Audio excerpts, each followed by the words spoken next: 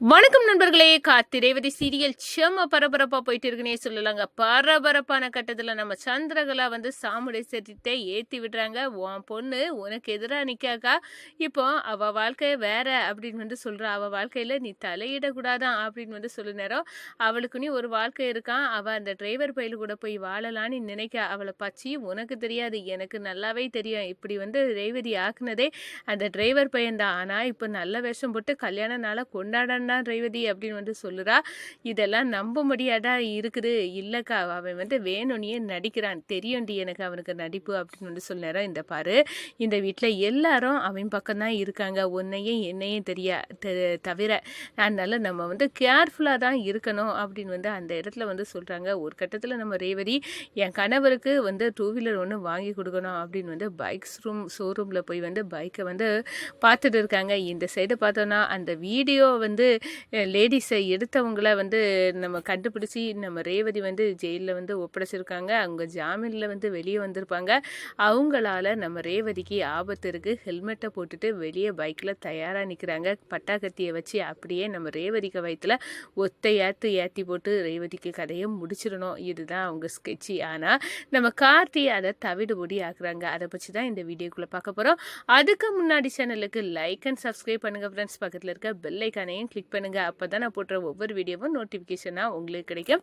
வாங்க ஃப்ரெண்ட்ஸ், வீடியோக்குள்ளே போகலாம். ஃபஸ்ட்டு எடுத்த உடனே பார்த்தோன்னா ஒரு செம அதிரடி பரபரப்பு கட்டம் தான் நம்ம கார்த்திக்கு மைண்டில் உரிச்சிட்டே இருக்குது. கல்யாண நாள் அன்னைக்கு என் மனைவி ரேவதிக்கு ஆபத்து வருது அப்படின்னு அந்த முனிவர் சொல்லியிருந்தாரு. அது கண்டிப்பாக உண்மையாக இருக்கும். கண்டிப்பாக நம்ம அதை காப்பாற்றியே ஆகணும், நம்மளால தான் அவளை காப்பாற்ற முடியும் அப்படின்னு சொல்லியிருந்தாரு. அதனால் இந்த கல்யாண நாள் கொண்டாட்டம் எல்லாம் எனக்கு அவ்வளவா விருப்பம் இல்லை அப்படின்னு அந்த இடத்துல நினச்சிட்டு இருக்க நேரம், ஏன் சகல நீங்கள் ஒரு மாதிரி இருக்கிறீங்களா அப்படின்னு நம்ம மயில் கேட்குறாப்புல. இந்த பாருங்க, நான் ரேவதிட்ட கூட தெரியாது, ஒரு முனிவரை நாங்கள் கோயிலில் சந்தித்தோம். அவர் என்கிட்ட பேச நேரம் ரேவதி கோவில் பிரகாரத்தை சுற்றிட்டு இருந்தா. அவளுக்கு வர ஆபத்து அவளுக்கே தெரியலை. கல்யாண நாள் கொண்டாட்டத்தில் உங்களுக்கு ஒரு பெரிய ஆபத்து இருக்குது, உங்கள் மனைவி உயிருக்கு ஆபத்து அப்படின்னு அந்த இடத்துல சொல்லியிருந்தாரு. எனக்கு ரொம்ப கவலையாக இருக்குது. அந்த ஆள் கரெக்டாக அவ்வளோ கூட்டத்துலேயும் எங்கள் 2 பேரையும் சொல்லி கரெக்டாக கூட்டாரு. அப்படி இருக்க நேரம் இதில் எனக்கு நல்லா நம்பிக்கை கிடையாது. ஆனால் இப்போ நம்பி தான் ஆகணும். என் ரேவதியை பத்திரமா பார்த்துக்கிடணும். அதனால இந்த திருமண கொண்டாட்டம் எனக்கு பிடிக்கலை நாள் விழாவில் அப்படின்னு அந்த இடத்துல சொல்லி நேரம், சகல உங்களுக்கு உங்கள் நல்ல மனசுக்கு ஒன்றும் ஆகாது. நீங்கள் 100 வருஷம் கணவன் மனைவியாக சேர்ந்து சந்தோஷமாக வாழ தான் போகிறீங்க அப்படின்னு மயில் சமாதானப்படுத்தி பார்க்குறாரு. ஆனாலும் நம்ம கார்த்தியோட மைண்டு ரேவதியை தனியாக அன்னைக்கு விடக்கூடாது, நம்ம 24 மணிக்கூட ரேவதி கூட இருந்து பார்த்துக்கிடணும் அப்படின்னு அந்த இடத்துல நினைக்கிறாங்க. இந்த சைடு என் கணவருக்கு ஒரு நல்ல பைக் வாங்கி கொடுக்கணும். திருமண நாளில் அவருக்கு பைக்கில் நானும் அவரும் சேர்ந்து போகணும் அப்படின்னு எல்லாம் 1000 கனவோட பைக் ஷோரூமில் போய் பைக்கை நம்ம ரேவதி பார்க்க ஆரம்பிச்சிட்டாங்க. இந்த சைடு பார்த்தோன்னா நம்ம ராஜா ரேவதி எங்கே இருக்காங்க அப்படின்னு தேடுதல் வேட்டையும் ஆரம்பிச்சிட்டாங்க. அதே கணம் வீட்டில் சந்திரா நம்ம சாமுண்டேஸ்வரிகிட்ட ரேவதியை பற்றி ஏற்றி விட ஆரம்பிச்சிட்டாங்க. இந்த பாரக்கா, இன்னும் பொண்ணு இப்போ உனக்கு எதிராகவே சொல்லிக்கிட்டு திருமண நாளெல்லாம் எங்கள் விருப்பம் நாங்கள் கொண்டாடுவோம், எங்களுக்குன்னு ஒரு வாழ்க்கை இருக்குது, அதில் நீங்கள் தலையிட உரிமை கிடையாது அம்மா உங்களுக்கு அப்படின்னு அந்த இடத்த சொல்லிட்டு போகிறானா. இதெல்லாம் அந்த டிரைவர் பையன் தான் காரணம். இதுக்கெல்லாம் காரணம் அவளை ஏற்றி விட்டுக்கிட்டு ஒன்றும் தெரியாத மாதிரி திருமண நாள் கொண்டாட்டம் தேவையில்லைன்னு வேற இவன் சொல்கிறான். நம்ம கண்ணு முன்னாடி நடிக்கிறாங்கக்கா, அவனை பற்றி தெரியாதா அப்படின்னு சொல்லிடுறா. எனக்கு அவன் நடிப்பெல்லாம் தெரியும்டி, நானும் ஒன்று மாதிரி தான், நானும் பார்த்துட்டே தான் இருக்கேன் அப்படின்னு அந்த இடத்துல சொல்ல நேரம், இப்படியே நம்ம பார்த்துட்டு இருந்தோன்னு வச்சுக்க, இவன் 6 மாதத்தில் எங்கேயும் போக மாட்டான், ரேவதியே கல்யாணம் பண்ணி அடுத்ததாக தாரி கட்டிட்டு இருக்க போகிறான் அப்படின்னு அந்த இடத்துல நம்ம சந்திரா சொல்லுறாங்க. இந்த பாரு, இந்த வீட்டில் எல்லாருமே நம்மளுக்கு எதிராக தான் இருக்காங்க, நானும் நீனும் தான் நம்மளுக்காக இருக்கிறோம், மீதி எல்லாரும் மாமாவை பற்றியே அவங்க தங்கச்சி பையன் அப்படின்னு நிற்கிறாங்க. எல்லாத்துக்கும் அவன் உதவி செய்து நம்ம வீட்டிலையே எல்லாத்துக்கும் மைனஸ்லேயும் இடம் பிடிச்சி மாற்றி வச்சுருக்கான் அப்படின்னு அந்த இடத்துல தூண்டி விடுறாங்க. இதெல்லாம் ரேவதி தனியாட்டு பேசிட்டு போல, அவளுக்கு நீ ஒரு வாழ்க்கை இருக்குது, அதில் நீ போகக்கூடாது அப்படின்னு எல்லாம் சொல்ல அளவுக்கு அவளுக்கு தைரியம் கிடையாது. ஆனால் இதுக்கு எல்லாமே காரணம் அவன் தான் அப்படின்னு அந்த இடத்துல சொல்ல நேரம் நம்ம சாமுண்டேஸ்வரியை ஆமாம் எனக்கு தெரியும், அவன் எவ்வளோ தில்லாலங்கடி நாடகம் நாடகம் ஆடுறானே தெரியும் சந்திரா அப்படின்னு வந்து அந்த இடத்துல சொல்கிறாங்க.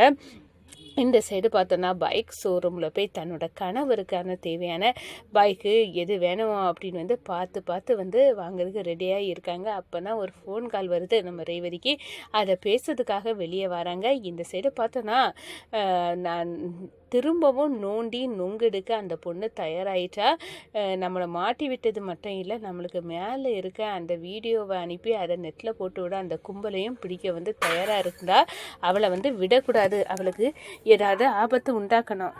இந்த ரேவதியை வந்து எவ்வளவோ சொல்லி பார்த்துட்டோம். இன்னைக்கு திருமண நாள் கொண்டாட்டம் வேண்டாம் அப்படின்னு சொல்லி பார்த்தோம். ஆனால் இப்போ அவள் எங்கே பண்ணா தெரியலையே, அவளை வீட்லேயும் காணோம் அப்படின்னு வந்து நம்ம கார்த்தி வந்து தேட ஆரம்பிச்சிட்டாங்க. ரேவதியை காணலை அப்படின்னு வந்து அவங்க மனசில் வந்து துடிக்குது. ஒரு கட்டத்தில் பார்த்தோன்னா இங்கே ஹெல்மெட்டை போட்டுட்டு நம்ம ரேவதி எப்பண்டா வெளியே வருவாங்க, நம்ம வந்து கண்டிப்பாக கோழி அமுக்கிறது மாதிரி அமுக்கி கொன்று போட்டுட்டு போயிடலாம் அப்படின்னு வந்து கத்தியோட வந்து அந்த ரவுடி வந்து காவல் இருக்காங்க. எங்கள் கும்பலையே சிக்க வைக்க பார்த்தியா, உன்னை விட போகிறது இல்லடி அப்படின்னு வந்து அந்த இடத்துல கொந்தளிச்சு கத்தியை தூக்கி வச்சுட்டு நிற்கிறாங்க. நம்ம ரேவதி ஃபோன் எடுத்துகிட்டு வெளியே பேச வராங்க. அப்போ தான் அந்த கும்பல் இதுதான் சரியான சந்தர்ப்பம் அப்படின்னு வந்து தலையில் ஹெல்மெட்டை போட்டுட்டு வந்து அப்படியே வந்து கத்தியை வச்சு ஏற்றிடலாம் அப்படின்னு வந்து வராங்க. நம்ம கார்த்தி வந்து பதறி போகிறாங்க. எங்கே நம்ம ரேவதியை காணலைன்னா கண்டிப்பாக அவளுக்கு ஆபத்து இருக்குது.